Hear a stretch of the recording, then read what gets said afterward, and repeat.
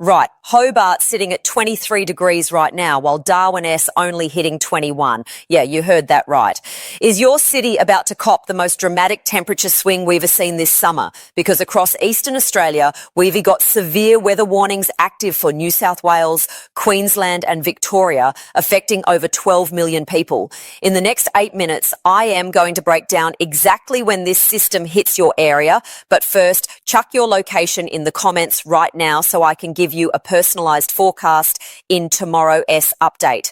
Sydney, you are looking at showers developing late tomorrow afternoon around 4 p.m, heaviest overnight into Monday. Melbourne, dry until Monday morning, then a cold front sweeps through around 11 a.m. Brisbane and the Gold Coast, isolated storms possible Sunday arvo, but the main event holds off until Monday. Perth, you are in for a scorcher, 41 degrees Sunday with easterly winds ramping up fire danger.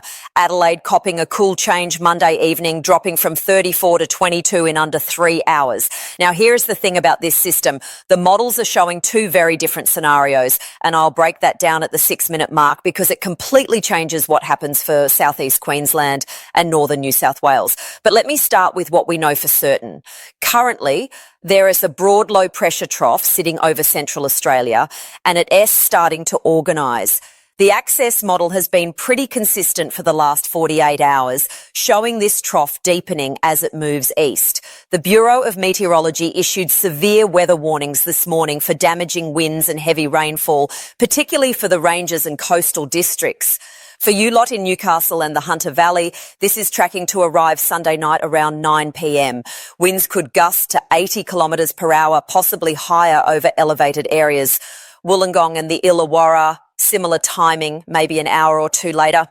Canberra, you are looking at Monday morning, rain developing around 6 a.m, persisting through to early afternoon. Let me jump up to Queensland. Townsville and Cairns, you are in a completely different weather pattern. The monsoonal trough is sitting well to your north, so you actually looking at pretty settled conditions. Townsville maxing out around 32 degrees, Cairns 31, just your typical afternoon build-up of cloud but nothing organised. Sunshine Coast and Noosa, Sunday looks reasonable, 28 degrees, but keep an eye on Monday because that S, when things get interesting.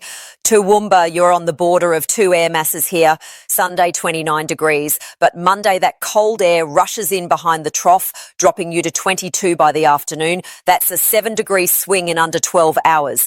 Bundaberg and Gladstone, isolated showers Sunday, clearing Monday as the system tracks south of you. Now, Victoria, let me be specific about timing because there's still a bit of uncertainty around exactly when this front crosses the coast. Geelong current guidance suggests Monday around 10 a.m, but the European model is running about 3 hours earlier than Access. This difference is pretty significant because it changes the rainfall totals considerably. Ballarat and Bendigo, you're re-looking at Monday afternoon, rain developing around 2 p.m, possibly heavy at times. Shepparton and the Goulburn Valley, this is where it gets tricky. If the system tracks further north, you could see 20 to 30 millimetres. If it stays south, maybe 5 to 10. We'll have a better idea tomorrow morning once the overnight model runs come through. Warrnambool and the southwest coast, you're almost certain to cop the heaviest falls, potentially 40 to 60 millimetres between Monday morning and Monday morning. Hang on, let me clarify something about Western Australia because I don't want anyone getting confused. Perth, you are dealing with a completely separate weather system. There's a ridge of high pressure building over the southwest and it's going to send temperatures soaring.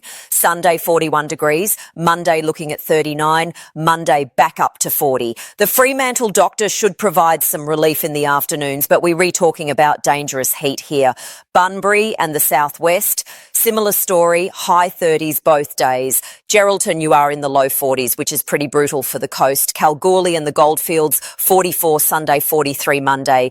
If you are inland, please take this heat seriously. Have a plan. Check on neighbours. Stay hydrated. Broome and the northwest, you are in the monsoon zone still. 33 degrees, high humidity, making it feel closer to 38 or 39. Afternoon storms likely both days, typical for this time of year. Port Hedland and Karratha, similar conditions, just a bit hotter, mid to high 30s. South Australia, let me break this down region by region. Adelaide, Sunday, you're looking at 34 degrees, northerly winds gusting to 40 kS an hour. Then that change I mentioned earlier, Monday evening around 7 p.m, southwesterly winds sweep through, temperature crashes to 22 by 9 p.m. Mount Gambier and the southeast, you will see that change earlier. Around 3 p.m. Monday, Whyalla and Port Augusta. Sunday is your hot day, 38 and 40 degrees respectively. The change arrives later for you, not until Monday morning. Port Pirie, similar timing. This gradient is going to be sharp, so if you are travelling across the state Monday, you'll drive through some pretty dramatic temperature differences. Now, at the 3-minute mark I mentioned, I do talk about comments. Seriously, chuck your location down below, because tomorrow I am going to do specific suburb level forecasts for the areas getting the worst of this system. The more detail you give me, the better I can help you out. Tasmania, right, you are in an interesting spot. Hobart, that 23 degrees I mentioned at the start, that's about as warm as you are getting. Sunday 22, Monday 21, just generally cool and cloudy. Launceston and the north, very similar, low 20s both days. Devonport and the northwest coast, you might see some showers Monday afternoon as moisture wraps around from that mainland system, but nothing too heavy, maybe 5 millimetres at most. Northern Territory, Darwin, you are sitting pretty at 32 degrees, afternoon storms likely both days. Katherine and the interior, mid-30s with storms. Alice Springs, here where it gets interesting for you. Currently 37, but a weak trough is going to push through Monday, dropping you to 31. Not a huge change, but worth noting. Let me come back to that model disagreement I teased earlier.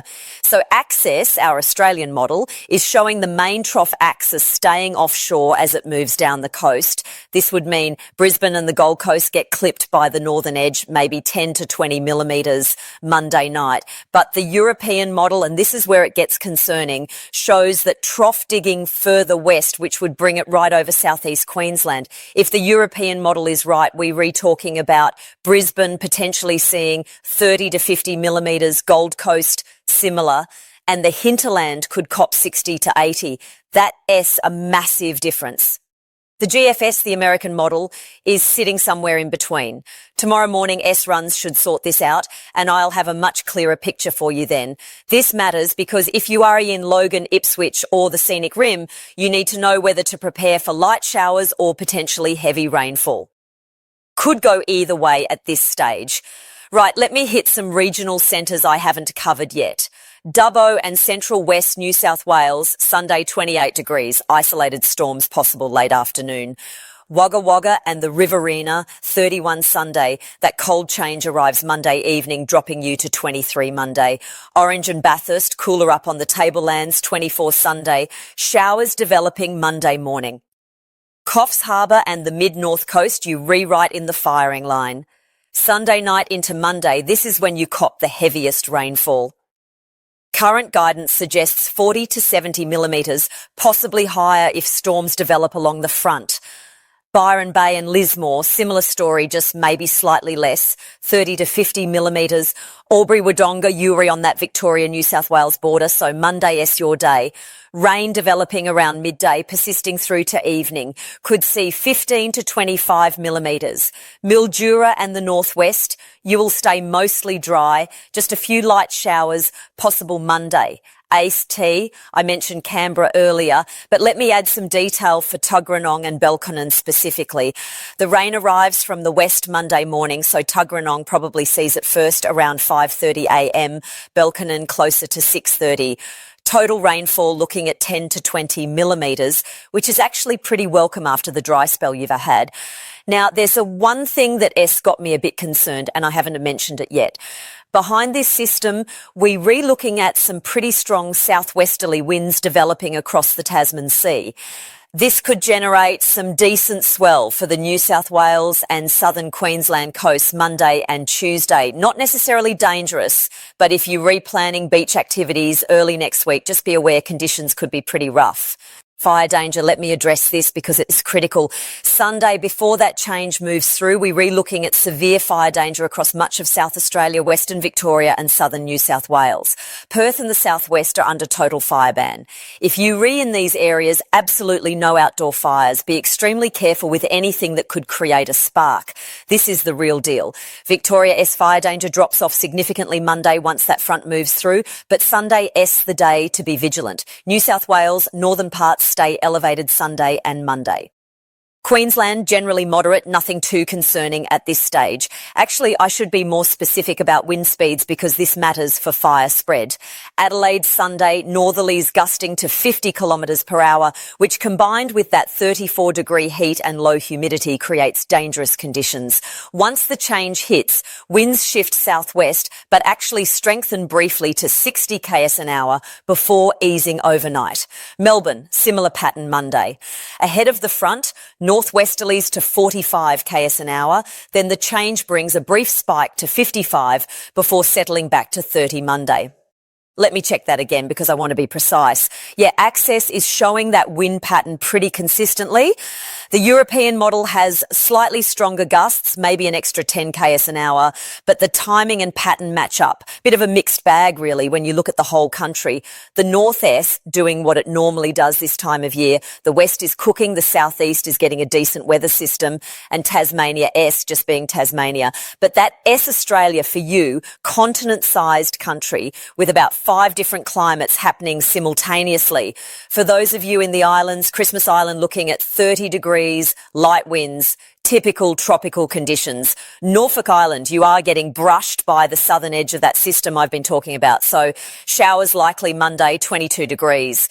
Cocos Islands, calm and clear, 31 degrees. I reckon the biggest story here is really that temperature drop behind the change for southeastern Australia. If you are in Adelaide, Melbourne or southern New South Wales, Sunday night to Monday, you are going to feel that shift pretty dramatically. Make sure you've got layers ready because you'll need them. The rain totals overall aren't extreme by Australian standards, but after the dry run we've had, any decent rainfall is going to be welcomed. The models are showing soil moisture is pretty low across much of the eastern states, so this should soak in well rather than running off. There is still a lot that could change in the next 24 hours. The track of that low, the depth it reaches, the exact timing of fronts, these are all things that get refined as we get closer.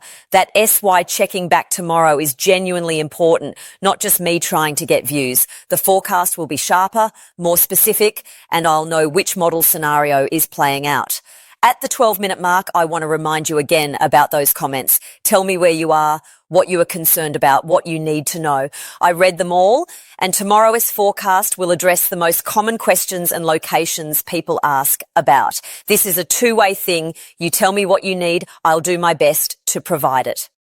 Looking ahead to next week, early indications suggest we settle into a more stable pattern Tuesday through Thursday for most of the east. High pressure builds back over the Tasman, winds ease, temperatures return to seasonal averages.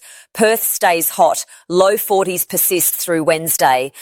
Darwin continues the afternoon storm routine, but there's a caveat. There's another system developing in the Bight next weekend, and if it tracks east, we could be having this same conversation again next Friday. Too early to say with any confidence, but it is on the radar. Quick recap because I know that was a lot of information.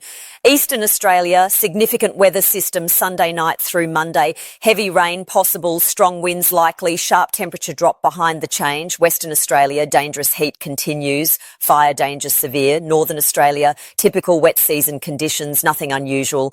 Tasmania, cool and cloudy, possible showers. Monday, uncertainty remains around exact rainfall totals for southeast Queensland and northern New South Wales. Models disagree. Tomorrow will clarify. Fire danger Sunday is serious. Please take warning seriously. Wind gusts could reach 60 to 80 kilometres per hour in some areas. I want to be really clear that forecasts this far out always carry uncertainty. What I've given you is the most likely scenario based on current data, but weather systems don't read the script. They do what they want. That's why I'll be back tomorrow with updates as new information comes in. Tomorrow's video, I'm planning to focus specifically on that Queensland-New South Wales border region because that's where the biggest uncertainty sits right now. I'll also have updated wind forecasts and a clearer picture on rainfall totals once tonight's model runs process. Should be up around the same time, early afternoon. Really appreciate you watching, genuinely. Drop your location in the comments. Let me know what specific information would help you out. The more feedback I get, the better I can tailor these forecasts to what you actually need, rather than just reading numbers off charts. Stay safe out there, especially if you're in fire danger areas Sunday. Check on your neighbours, have a plan, don't take risks.